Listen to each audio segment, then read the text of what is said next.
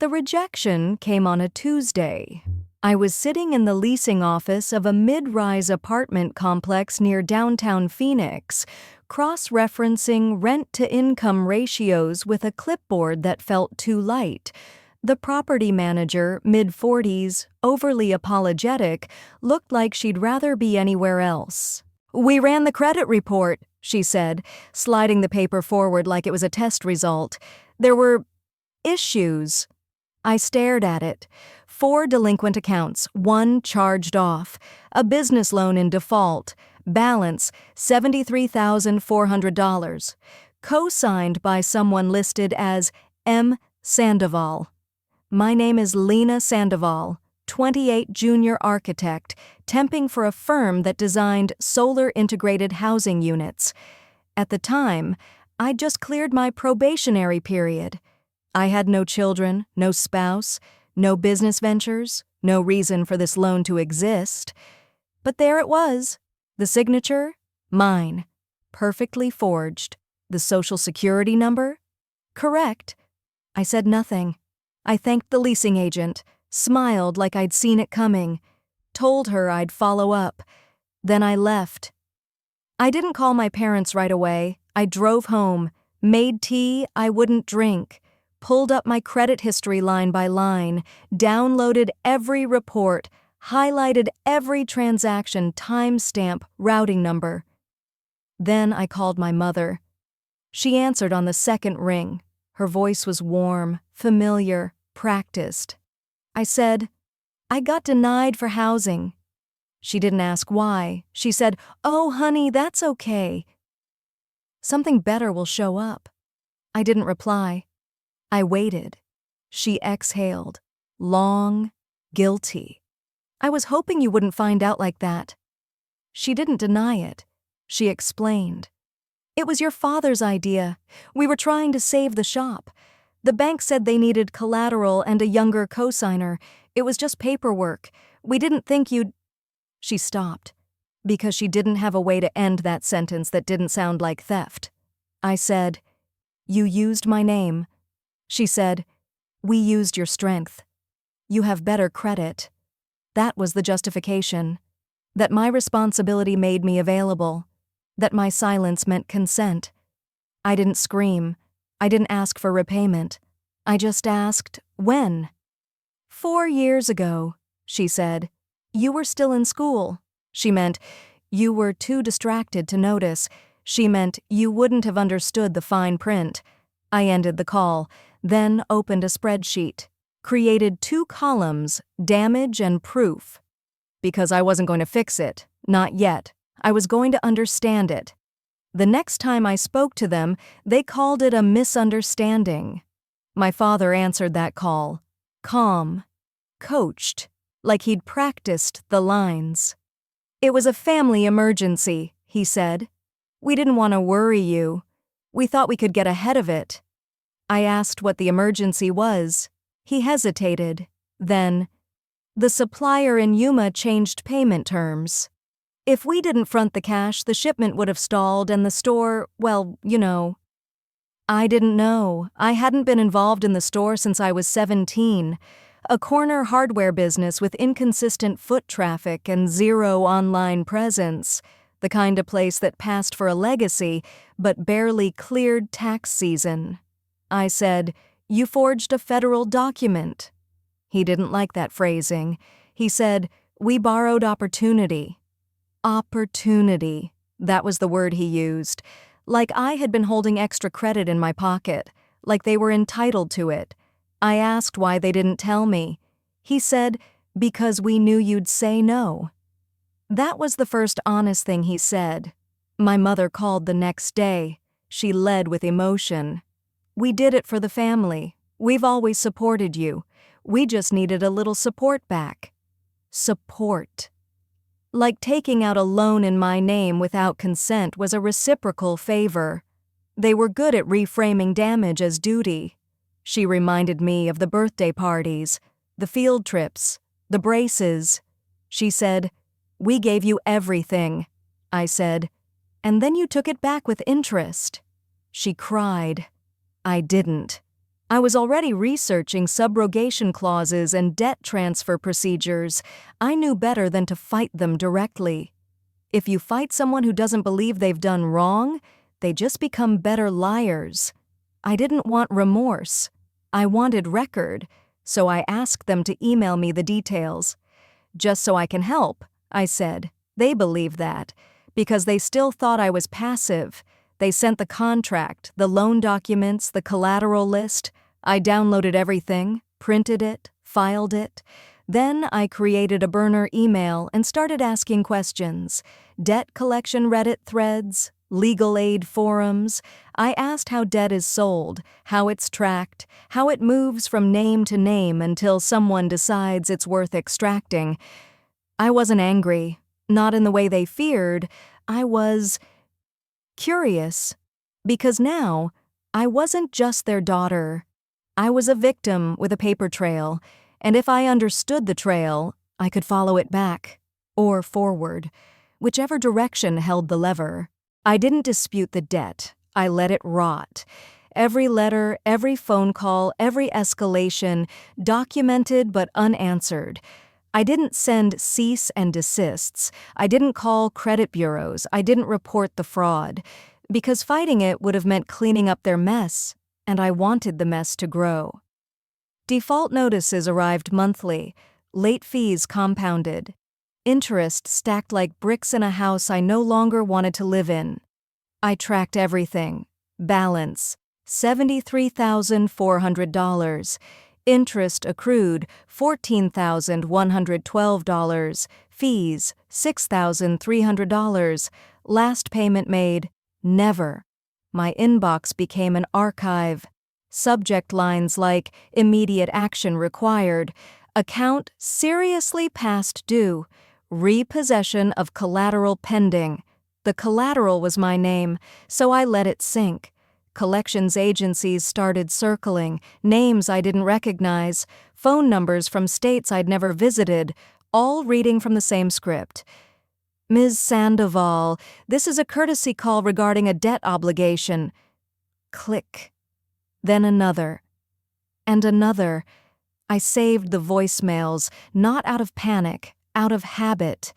They were signals, signs that the debt was entering the secondary market, and that's what I was waiting for. Debt doesn't disappear. It gets repackaged, sold, disguised as opportunity for someone else to chase, and when it moved far enough away from its origin, when it passed through enough hands to lose its fingerprints, that's when I'd buy it back. Not to forgive it, to control it. But I wasn't ready yet. I needed to understand the architecture. So I kept temping. Architecture firm by day, research by night. I took notes on enforcement strategies, read debt recovery case studies, watched lectures from bankruptcy attorneys. I learned how creditors split assets, how judgments get filed, how garnishments are enforced. I learned how to be patient, because while my parents thought they'd ruined my credit, they didn't know I was using it as a blueprint. They thought I was paralyzed. What I was doing was building immunity. I stopped applying for leases, started living under roommate arrangements, cash-based. I got a debit-only bank account, cut up my last card. I let my score drop until it flatlined. It sat there like a corpse, and I never tried to revive it. Because I didn't want to recover, I wanted to infiltrate, and every agency that denied me, I wrote their names down, because one of them was going to hire me, and when they did, I wouldn't come with debt. I'd come with motive. The job posting didn't mention enforcement.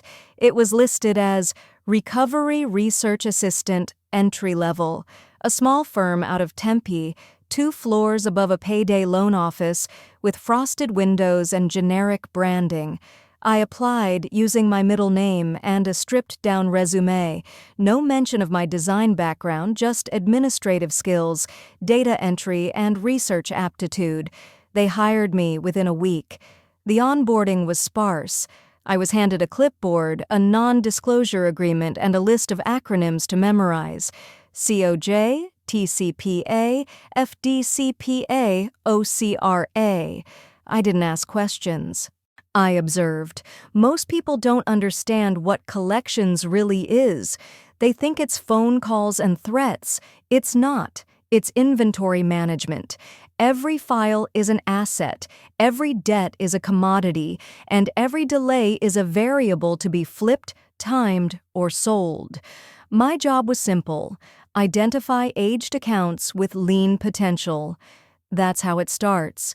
You find names that have stopped answering, debts that have aged out of low-level harassment and into asset recovery.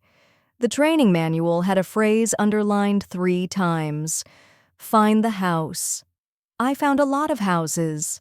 I learned how to trace title records, how to find equity windows, how to read the gap between what someone owed and what they still clung to. It took me 9 months to be promoted. Collections Enforcement Specialist. That's what the badge said. But really, it meant one thing: I could now authorize liens. Not sign them, not yet, but flag them. Push the file to the next tier. I had access to court lookup systems, UCC databases, and lien release archives. I'd see names from 4 states back, debts so old they smelled like mildew. And every time I pressed the Advance to Recovery button, I thought about how easy it had been for my parents, how simple it was to take something not theirs and bury the wreckage in my name. That's when I started checking for theirs. Not obsessively, just occasionally. Every Friday, I'd run a filter through our system: soft search, family name, address radius. Nothing came up for months, but I knew something would, because they weren't careful. They weren't the type. They lived like the rules were favors. Then, 6 weeks into my second year, it happened. A batch of accounts got reassigned during a departmental shuffle. 30 new files. One of them had a last name I knew too well: Sandoval. Different first name, different middle initial, but the address matched. I clicked the Property tab. Primary residence, no secondary mortgage, high equity. And the debt? A bundled business default from 5 years prior. Origin: the loan they took out in my name. Sold. Split. Repackaged. And now? Sitting in our acquisition pipeline. I didn't react, didn't change my posture, just flagged it. Attached updated asset data, recommended escalation, no emotion, no hesitation. Because I didn't come here to fix what they broke, I came here to follow it, to its end. By the time the lien package moved up for final review, no one in the office even remembered how it started. It had passed through 5 handlers, 2 database systems, and 1 external servicing firm. The original default had been chopped, resold, and bundled so many times it barely resembled a loan. But I remembered. The last 4 digits of the original account number, the forged application file name, LS-2020-business line, the initials in the digital signature, my initials, reproduced without consent, reused like I didn't exist.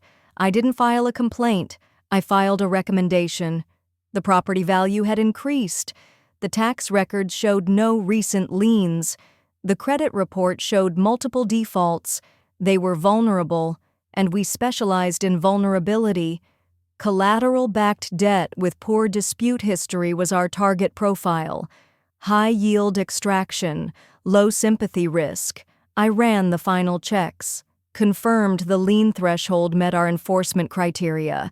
Then I passed it forward. To legal. The lawyer we used was efficient, a woman named Dorsey. No questions, just filings, just templates. 3 weeks later, I saw the docket. Sandoval vs. First Ridge Recovery Corporation lien authorization granted, writ of execution pending. In the meeting room, no one blinked. No one knew. Because the name on my ID badge wasn't Sandoval anymore. I'd changed it 18 months prior, first and last. Legally. Clean records, fresh bank accounts, fresh license. Lena Vega.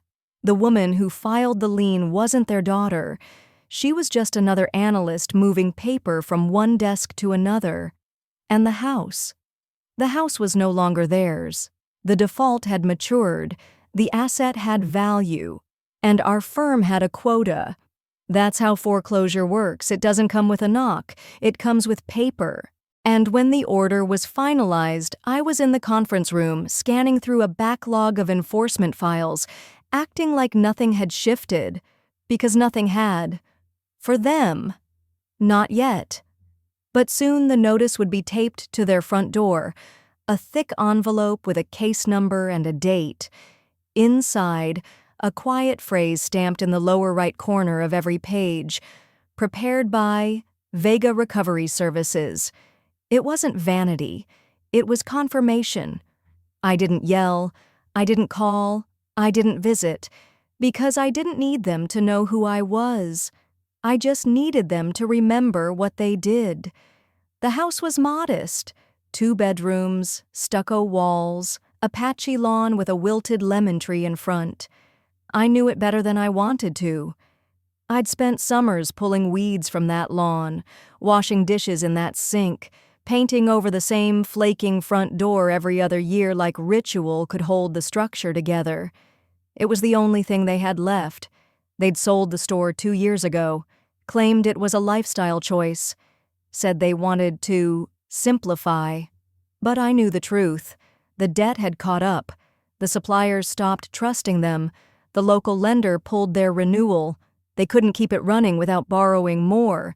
This house was the final asset on their name, and now it was ours. The foreclosure filing cleared in under a month. Arizona's process is swift when there's no contest. They didn't show up to court. They never filed a dispute. Probably hoped it would stall or get buried in bureaucracy. But we don't bury, we excavate. I was sitting in the observation office the day the service contractor confirmed delivery of the notice. "Signed by Monsieur Sandoval," he said. No protest, no denial, just a signature. She'd accepted it. That meant they knew. And still, they didn't reach out. Not to explain, not to apologize, not even to beg, which told me something important. They still didn't believe it was wrong. To them, this was a twist of fate, a banking mix-up, the system being cruel, never a consequence, never their own doing. The moving order was filed 2 weeks later. Standard language: occupants to vacate within 15 days, property to be cleared by enforcement date, remaining items deemed abandoned. I didn't assign myself to the case. That would have been emotional, suspicious. But I monitored it, watched the timeline play out like clockwork. On the day of the repossession, I took a late lunch and parked a block away. I didn't need to be there. I told myself that. But I was. 2 uniformed movers, unmarked van, quiet. My mother stood in the doorway, arms folded across her stomach. She wasn't crying. My father stood behind her, shoulders square, pride still intact, barely. A box of kitchen pans went into the van, then some bedding, a lamp I hadn't seen in years. The lemon tree out front hadn't been watered. Everything looked smaller than I remembered. When they stepped back inside for the last sweep, I got out of the car and walked up to the yard. I didn't touch anything, just stared at the window. The blinds were open. My mother saw me. She didn't say anything. Neither did I. I stood there 5 seconds longer than I needed to, long enough for her to wonder. Then I turned, walked back. There was a foreclosure sign planted in the dirt near the sidewalk. It looked official, cold, standard font, but in the bottom right corner, barely visible unless you knew what to look for, VR 3207, my initials, a cataloging tag for internal traceability. But I knew what it meant. So did she. They never contacted me again. No email, no call, not even a forwarded message from some extended cousin asking what happened. Just silence, clean and total, the kind of silence that can't be interrupted without admitting the truth. 3 weeks after the seizure, I closed the file. The house was listed under a private holding firm we serviced through a real estate arm. It sold within 10 days, slightly below market, but enough to meet the recovery target. I forwarded the final ledger to Carla in compliance. She replied with a thumbs-up emoji. It was over, but not in the cinematic way people expect. There was no final confrontation, no begging, no confession, just a vacant house, 2 signatures on a forfeiture line, and a file marked closed in our system. I printed the final record, not to keep, to shred, because I didn't need a souvenir. I already had what they tried to steal from me. Not money.